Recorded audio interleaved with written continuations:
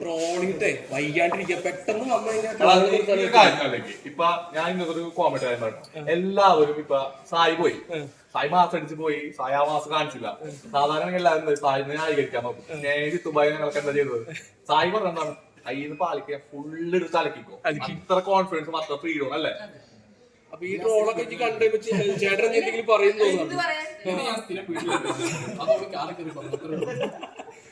അല്ല ഞങ്ങൾ ബിഗ് ബോസിൽ ഇനി കാറ് കൊണ്ടുവരുന്ന സാധാരണ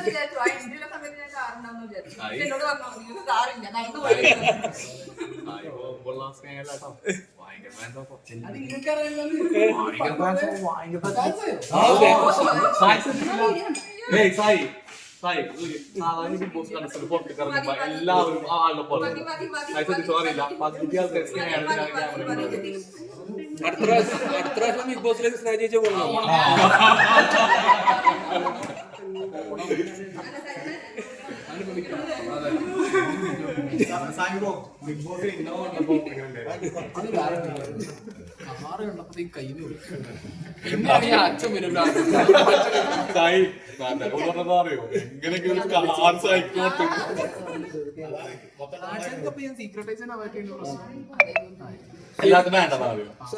ശരിക്കും സായി ഇതായിരുന്നു.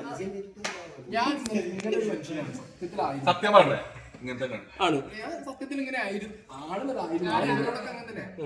എന്റെ റിയൽ ലൈഫിലേക്ക് ഈ സാധനം വന്നതാണ് എനിക്ക് ഭയങ്കര സീൻ മാറ്റാൻ കുറച്ച് പാടുള്ള കാര്യം. നിങ്ങൾക്ക് തന്നെ അറിയാം കുറെ ആൾക്കാരോട് ഞാൻ ഇത്ര കാഷ്വലായിട്ടൊന്നും സംസാരിച്ചിട്ടുണ്ടാവില്ല. ഭയങ്കര മറ്റേ വർത്തല്ലേ ബിഗ് ബോസിൽ പറഞ്ഞായിരുന്നു കുറച്ച് അഹങ്കാരമുള്ള ആളായിരുന്നു. ബിഗ് ബോസിൽ വന്നതിന് ശേഷമാണ് അത് മാറിയത്. എടാ അഹങ്കാരം പറഞ്ഞ ആൾക്കാർക്ക് ശരിക്കും അഹങ്കാരം ഇല്ല, വെറുതെ പറഞ്ഞു.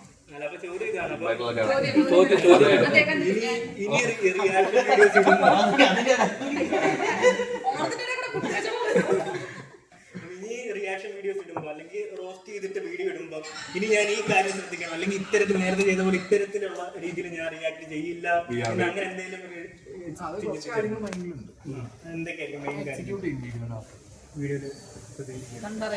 ഇനിയിപ്പോ സായിച്ചിട്ട് ഫാമിലിക്ക് കുറച്ചും കൂടി ഇമ്പോർട്ടന്റ് കൊടുക്കും തോന്നുന്നു. അല്ലെങ്കിൽ ഞാൻ ഒന്ന് ആലോചിച്ചു നോക്കി, ഞാൻ വീഡിയോ ഇട്ടിട്ട് നാട്ടുകാർ വന്ന് കണ്ടു പോകുമ്പോൾ പൈസ കിട്ടും, കമന്റും കിട്ടും, വ്യൂവും കിട്ടും. നാളെ എവിടെയെങ്കിലും വീണ് കഴിഞ്ഞാൽ നാട്ടുകാർ നമുക്ക് പിടിച്ച് കൊണ്ടുവരുമല്ലോ. ഇവിടെ നോക്കാം.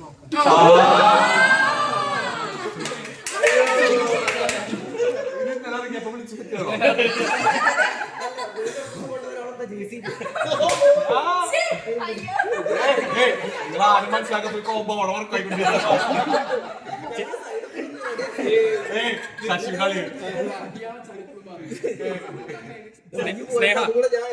ഈ സായി കുറച്ചുകൂടെ റൊമാൻറ്റിക് ആയിട്ട് തോന്നുന്നുണ്ടോ തിരിച്ചു?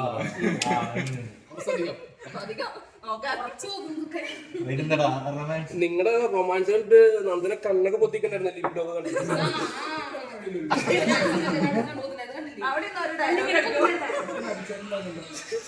അല്ല പിന്നെ കണ്ണു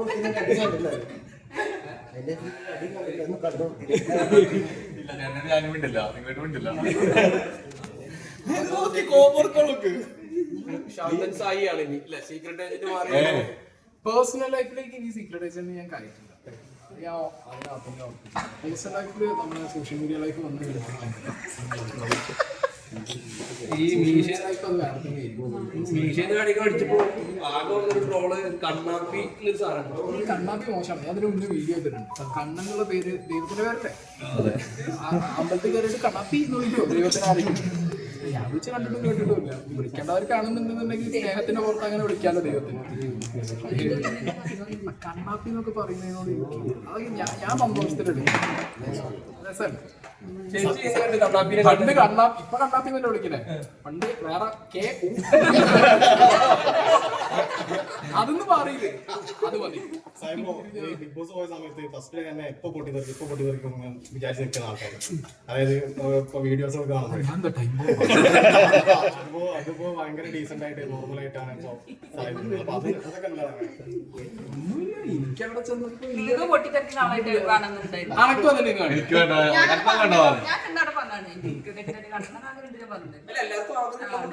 സപ്പോർട്ട് ചെയ്യുന്നു. പക്ഷെ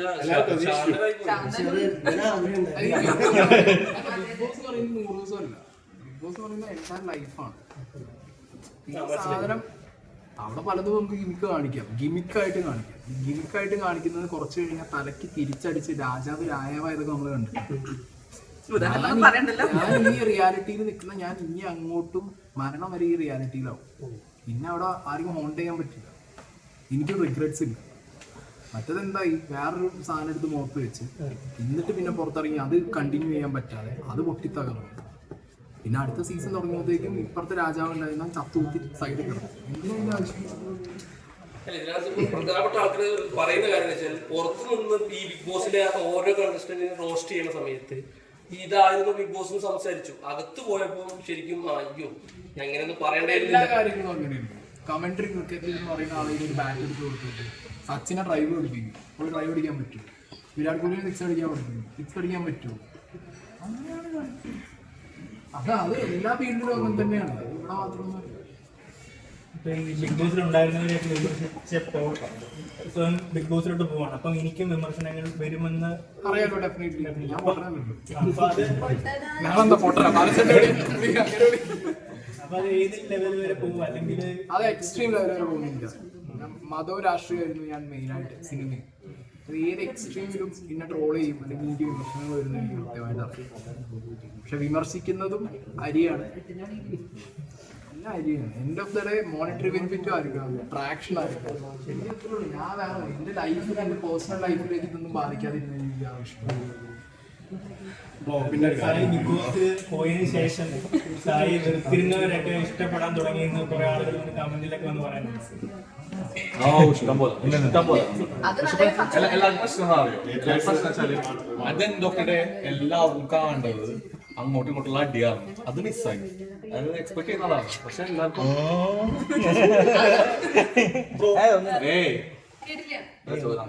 സമയത്ത് ബിഗ് ബോസിനെതിരായിട്ട് ഭയങ്കരമായിട്ട് നെഗറ്റീവായിട്ടുള്ള ഇപ്പൊ ഈ ബിഗ് ബോസ് കാസ്റ്റിങ്ങിന്റെ ഇതിനായിട്ട് നന്നായിട്ട് പറഞ്ഞിട്ടുണ്ടായിരുന്നു ഈ അഖിൽമാരാര്. അത് ശരിയാവും. ഞാൻ ഈ സാധനങ്ങൾ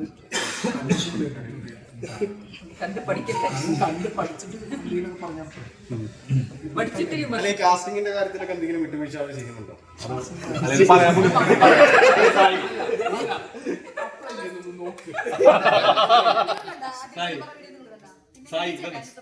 അല്ല അതല്ല അഡ്ജസ്റ്റ്മെന്റിന്റെ കാര്യമോ? അഖിൽമാരാർ പറഞ്ഞു സംഭവം അഡ്ജസ്റ്റ്മെന്റ്സ് നടക്കുന്നുണ്ട്. ലേഡീസ് ബിഗ് ബോസിൽ കയറാൻ വേണ്ടിട്ട് അങ്ങനത്തെ ഒരു പ്രശ്നം പറഞ്ഞു. ആളാരെ പേര് പറഞ്ഞില്ല. അപ്പൊ ആള് ചോദിച്ചെന്ന് വെച്ചാല് സായിക്ക് വല്ല അറിവുണ്ടോ ചോദിച്ചു. അറിയില്ല. അറിയില്ല. ഞാൻ അതിന്റെ വീഡിയോ ഇട്ടു.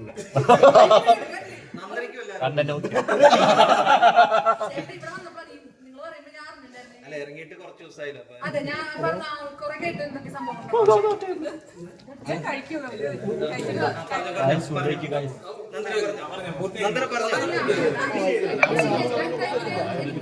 എക്സ്പീരിയൻസ് ഉണ്ടായിട്ടില്ല. എനിക്കുണ്ടെങ്കിലല്ലേ ഞാൻ പറയണ്ടത്. എനിക്ക് അങ്ങനത്തെ എക്സ്പീരിയൻസ് ഏഷ്യാനെറ്റിന്റെ ഭാഗത്തുനിന്നും ബിഗ് ബോസിന്റെ ക്രൂവിന്റെ ഭാഗത്തുനിന്നും ഉണ്ടായിട്ടില്ല.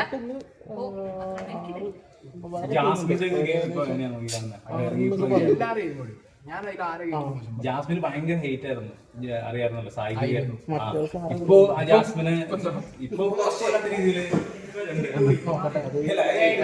കുറച്ച് കുറഞ്ഞു. കാരണം ഗെയിമാണ് പുള്ളിക്കാരി കളിക്കുന്നത് മനസ്സിലായി. അപ്പൊ ഉള്ളിൽ ഉണ്ടായപ്പോൾ ഒരു എക്സ്പീരിയൻസ് ആയിരുന്നു ജാസ്മിന്റെ ഗെയിം. ജാസ്മിൻ ഗബ്രി ആ ഒരു കോമ്പിനേഷൻ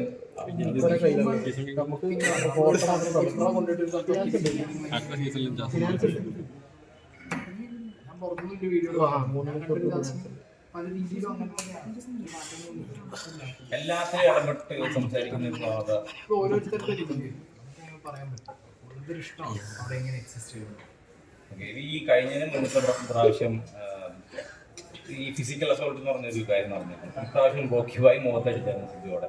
അപ്പൊ ഈ ഇത്തരം പ്രവൃത്തികളൊക്കെ സമൂഹത്തിൽ ഹൈക്കോടതി വരെ ചർച്ചയായ ഒരു വിഷയമായിരുന്നു ഈ കാര്യം.